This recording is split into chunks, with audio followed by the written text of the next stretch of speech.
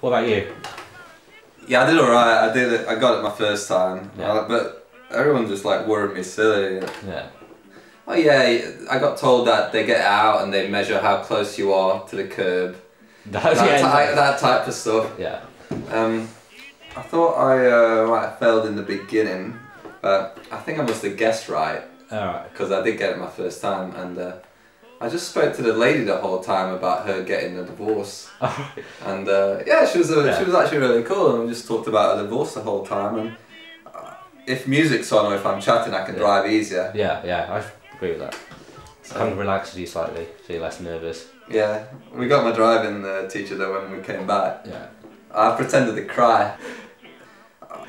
And that I failed and all that, and he kept going on about he had this record of like 9 students in a row that had passed. Oh god! So I was going to be, he actually extra pressure, yeah. Oh yeah, he threw that on me, the motherfucker. So yeah, but no, we got him pretty good with that. Oh god, when I went, I was the only one that passed that day, so everyone else was crying around me. I was like, yay! Yeah, you show. Yeah, I was like, oh, I passed. Did you celebrate in front of him as well? I did. I did a mini little jig. It was fun.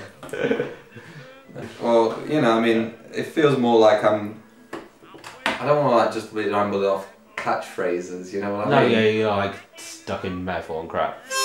Well, yeah, I mean that's kind of what it feels like, and sometimes with like when you're doing this. I mean, I'm still kind of learning in a way. Yeah, because the awkward thing is it doesn't feel real, does it? Kind of like interviewing and talking about it in a way.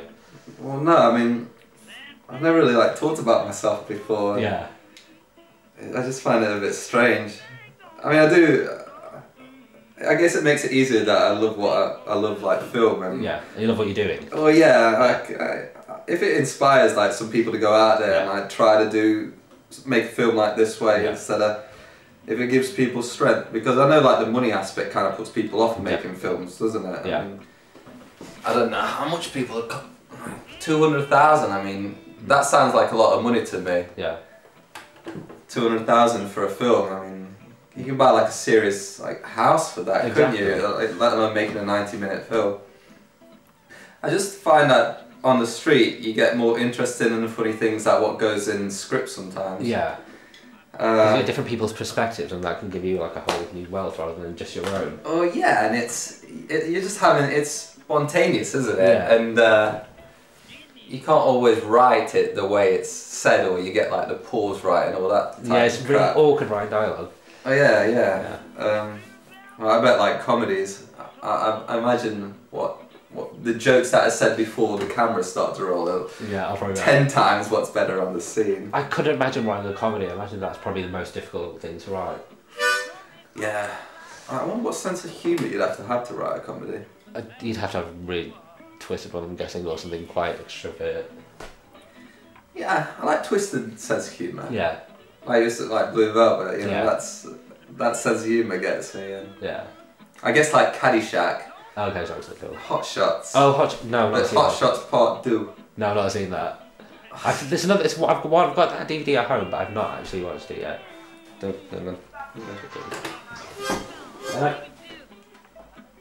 Yeah, about now I've seen it. Sorry, annoying friend. Yeah, I've got crap loads of films I've got at home which I've still not seen, like Taken, Wrapped Up, still not seen, and everyone generates me for not actually watching that. Yeah, stuff like that anyway. So what kind of films have been like your inspiration in general to be a filmmaker? What film did you see you thought, that's it, this is what I'm getting to? Well then the last movie. Yeah. Clockwork Orange had a big impression on me. Yeah, definitely. I think the book's better than the actual film, to be honest. I mean, the film is really good, no doubt about it, but I think the book's just a bit more twisted. What was better about the book than the film? I don't know, I think the language was brilliant, and I just love your imagination to have to be more twisted. In general, I kind of prefer books. I guess Trainspotting. I don't know. Yeah. I enjoyed the movie quite a lot, and the movie had the music, which was a bonus. Yeah. And That soundtrack's unbelievable. Like, I think a soundtrack sometimes can be more important than the actual the video. Yeah. Because music can generally make you feel more, I think. Oh yeah, the right rhythm can really affect you. Oh yeah, Lust for Life. I mean, that rhythm is perfect. I would have loved to see Trainspotting in like an actual cinema. Yeah. I bet it was. I mean, everyone walked out of there must have had like the biggest buzz. Clockwork Orange, Trainspotting. I like a lot of like obscure cinema as well, like from like the 60s. Harold Strauss. Yeah. That film. It reminded me of like a suicide almost. Yeah. It was bizarre. That really touched me, and I'm always trying to find like the next favourite film. You know what I mean? Same with like music. I guess it'd have to be like older films that are.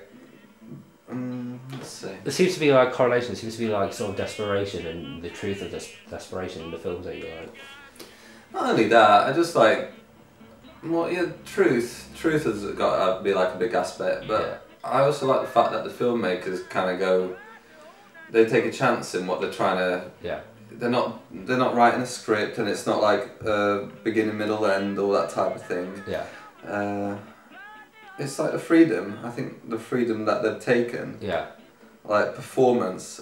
Performance was one of those films. Yeah. And it got buried. It's another one of those films that got buried when it came out. But I mean, I saw it and it was like magic to me. I was so happy that someone had made a film like this, like Donald Cameron. I just thought he was phenomenal. Even like, let's see, what was he, Wild Side with Christopher Walken in it. Yeah, you gotta love Christopher Walken. There's no way you could. Oh yeah, he's phenomenal. He's amazing. If you want to find someone like Christopher Walken, homeless people like really like fit that.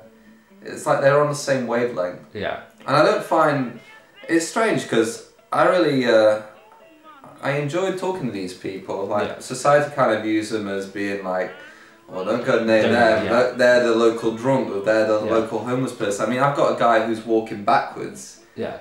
And he does this for real. Honestly, he's around Derby. Yeah. You won't miss him. He walks around backwards. Okay. And he's got a very long beard. Yeah. And the way I met him was, I usually get up really early to go play. I just love waking up early in the morning. Okay. And I used to see him when I was on my bike, and he'd be taking like, it wasn't train spotting, but he's like standing at the traffic light and taking down what colour cars it is that are going through the lights. Yeah. And that's how I met him. And it was just kind of like those types of meetings that I put the actors in the film. So you really drawn someone that's individual and someone that's kind of unique. I think someone who's not afraid to be themselves. Those like are the most interesting people. Yeah. Because they're not following an agenda, are they? Yeah. They're not following what they call it etiquette, and they always eat with the wrong fork. Yeah. Those type of people. Those type of people. So basically, the people that speak the truth aren't necessarily have a facade on. Yeah. But that's the thing. It's like you have to try not to have a facade, and that's kind of like hard not to do, isn't it? Yeah. You just have to like kind of live in the moment. And I guess not really. It's kind of like having a facade is like paranoia, don't you think in a way? Yeah. It's kind of self-convulsing. It's like you're looking inside yourself and thinking there's something probably wrong with me, and this is what I need to. Well, yeah, and that must be like an exhausting life. To kind of be like that. Yeah, it's hard to find people like that, but they're out there, and everybody grows. Yeah. It's tough. I know, it's really tough. I mean, I've had experiences that kind of like opened me up a little bit more, but they're like always like the most painful experiences. Yeah. Like, I've got this thing with fire. Like as I said, I almost like set myself on fire recently, and when I was younger, I set my house on fire, like my childhood home on fire.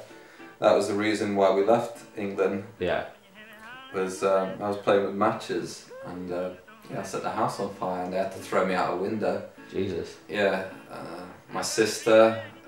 I've got kind of a large family. There's eight of us involved, including my mother and my dad, and things like that. And I've always kind of had like a gypsy life. Yeah. We lived in Italy, and then we went to America, and they had problems over there. Like I really think they should lighten up on immigration. You know that. Oh yeah. They're losing a lot of good people. Yep. Especially in Arizona. Arizona's the worst. Well, that's why I don't want the EU to break up. Yeah. Because the EU is one of the most beautiful ideas that have ever happened, and the whole world should be like that. Yeah. Like, why should people be told where to migrate? Exactly. Well, you don't tell birds Exactly. where to fly.